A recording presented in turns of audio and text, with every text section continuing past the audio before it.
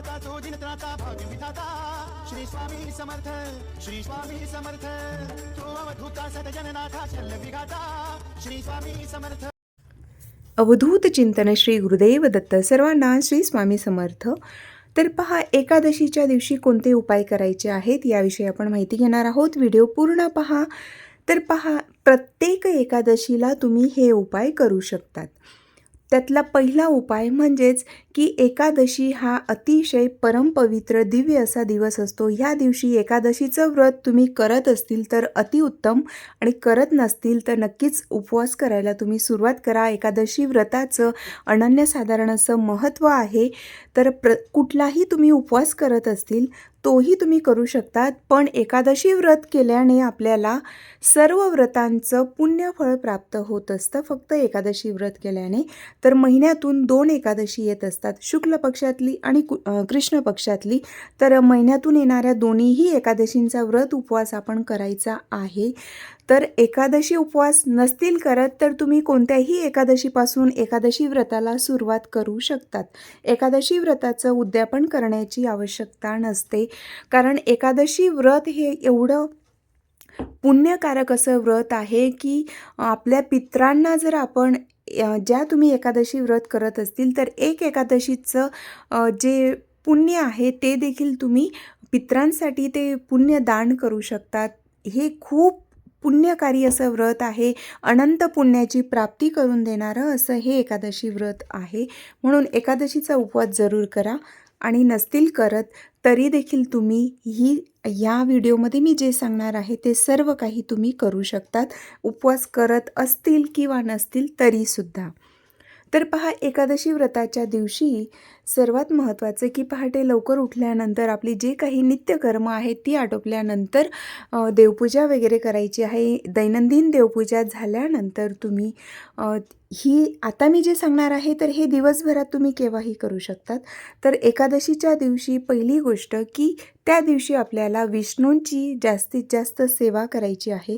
तर विष्णू सहस्रनाम आहे ते तुम्ही बोलू शकतात, म्हणजे विष्णूंचे 1000 नावं आहेत, ते विष्णूंची 1000 नावं बोलून श्रीकृष्ण असतील, बाळकृष्ण असतील, नारायण असतील, विष्णू असतील, दत्त असतील तर यांना तुम्ही तुळशीपत्र अर्पण करू शकतात। विष्णू सहस्रनाम आहे, तर विष्णू सहस्रनामावली म्हणजे विष्णूंची 1000 नावं बोलत तुम्ही तुळशीपत्र अर्पण करू शकतात। त्यानंतर दुसरी गोष्ट की ह्या दिवशी तुम्ही विष्णू सहस्र नामावली तर बोलायचीच आहे, पण विष्णू सहस्रनाम स्तोत्र आहे हे देखील पठण करायचं आहे। विष्णू सहस्रनाम स्तोत्र आणि नामावली यात फरक आहे।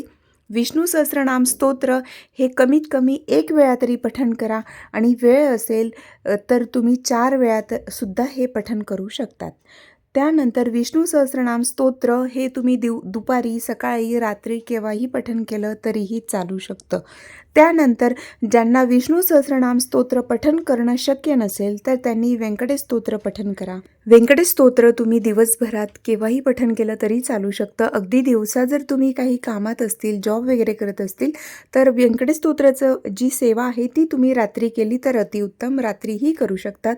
हे किती वेळा पठण करावं, तर व्यंकटेश स्तोत्र तुम्ही 1, 5, 7, 11, 21, 51, 108 जेवढं तुम्हाला जमेल तेवढ्या वेळेला तुम्ही पठण करू शकतात। त्यानंतरचं महत्त्वाचं की एकादशी व्रत जर तुम्ही करत असतील तर अतिउत्तम, नसतील करत तरीही तुम्ही एकादशीच्या दिवशी दिवसभर नामस्मरण करायचं आहे। तर नामजपाचं अनन्यसाधारण असं महत्त्व आहे। तर तुम्ही जप करताना विष्णूंच्या कोणत्याही जे तुम्हाला नाव आवडत असेल तर ते तुम्ही नामस्मरण करू शकतात, किंवा ओम नमो भगवते वासुदेवाय किंवा ओम नमो भगवते वासुदेवाय या मंत्रासोबत ओम कृष्णाय वासुदेवाय हरे परमात्मने प्रणतः क्लेशनाशाय गोविंदाय नमो नमः हे सुद्धा तुम्ही पठण करू शकतात, किंवा ओम विष्णवे नमः अशा पद्धतीने केलं तरीही चालू शकतं। विष्णूंच्या कोणत्याही नावाचा तुम्ही जप करू शकतात। ओम नमो नारायणाय नमः हे सुद्धा तुम्ही बोलू शकतात। तर दिवसभर तुम्ही एका जागी बसून जर केलं तर अतिउत्तम। शक्यतो तुळशीच्या माळेवरच आपल्याला जप करायचा आहे। तुळशीची माळ नसेल तर तुम्ही काउंटरवर केलं तरीही चालू शकतं। दिवसभरात तुम्ही नामजप करायचं आहे। त्यानंतर की ह्या दिवशी सेवाभक्ती उपासना तर करायचीच आहे. जमेल तेवढा जास्तीत जास्त नामजप करा. त्यानंतर हरे कृष्ण महामंत्र आहे, ह्या मंत्राचाही तुम्ही जप करू शकतात. हरे कृष्ण कृष्ण कृष्ण हरे हरे, हरे राम राम राम हरे हरे, हा जो महामंत्र आहे याचाही तुम्ही जप करू शकतात. त्यानंतर अशा पद्धतीने पूजा वगैरे नामस्मरण सेवा करायचीच आहे. तर त्यासोबतच संध्याकाळी तुम्ही विष्णूंना, लक्ष्मी माता असेल, लक्ष्मीनारायणांची पूजा करायची आहे. जवळपास कुठे नारायणांचं, विष्णूंचं मंदिर असेल, कृष्णांचं मंदिर असेल, तिथे तुम्ही दर्शनाला जाऊ शकतात.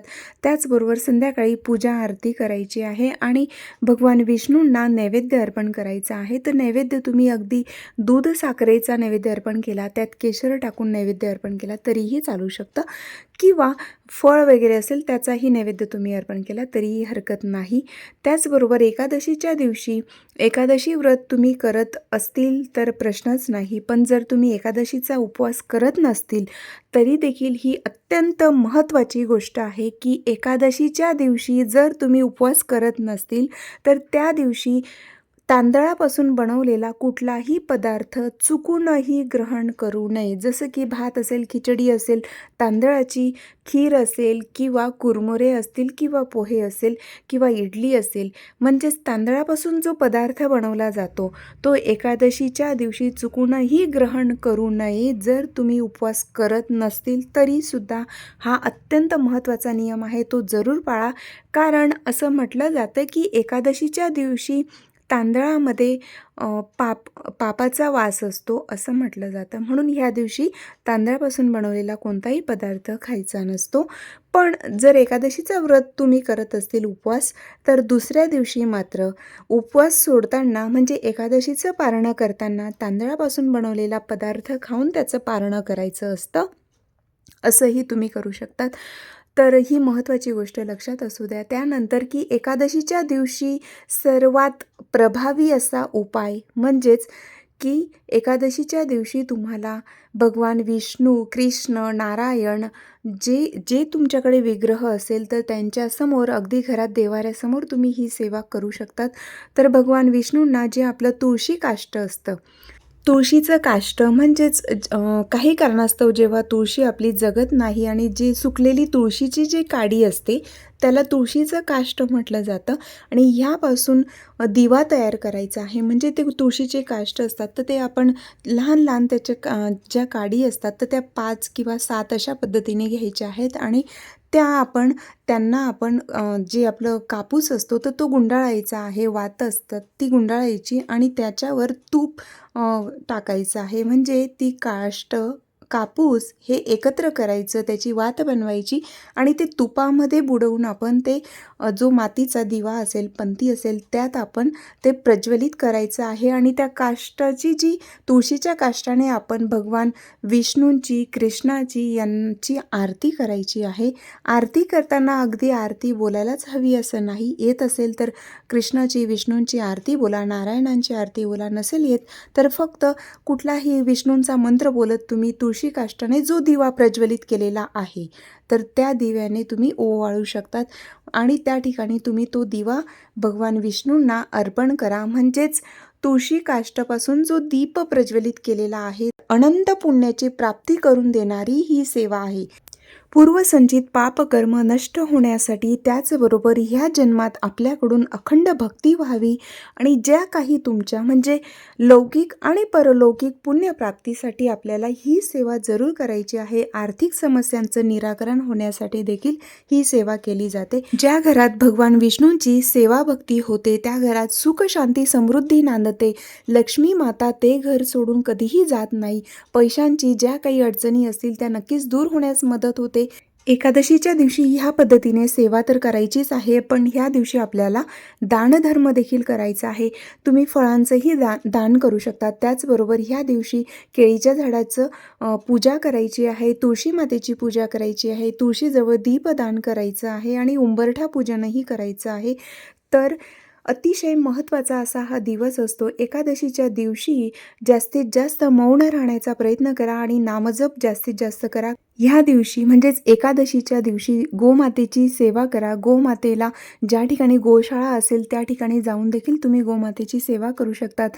गाईसाठी हिरवा चारा वगैरे दान केला जाऊ शकतो. जसं तुम्हाला जमेल त्या पद्धतीने जरूर गोमातेची सेवा करा. एकादशी ही अनंत पुण्याची प्राप्ती करून देणारं असं हे व्रत आहे. एकादशीचा उपवास करा. त्याचबरोबर ज्या एकादशीचं व्रत तुम्ही करताय तर त्याची एकादशीची कथा असते ती जरूर वाचा. एकादशीचा व्रत उपवास आणि याचं महत्त्व काय आहे, कोणते नियम पाळायला हवे, हा अतिशय छान असा सविस्तर माहितीचा व्हिडिओ आपल्या चॅनलवर आहे. तो एकदा जरूर पहा, म्हणजे तुम्हाला एकादशीचं कुठल्या गोष्टींची आपण काळजी घ्यायला हवी आणि त्याचे नियम काय आहेत हे लक्षात येईल. ही माहिती आवडली असेल तर लाईक जरूर करा आणि कमेंटमध्ये श्री स्वामी समर्थ हरे कृष्णा जरूर लिहा. हरी बोल, हरी बोल, हरी बोल.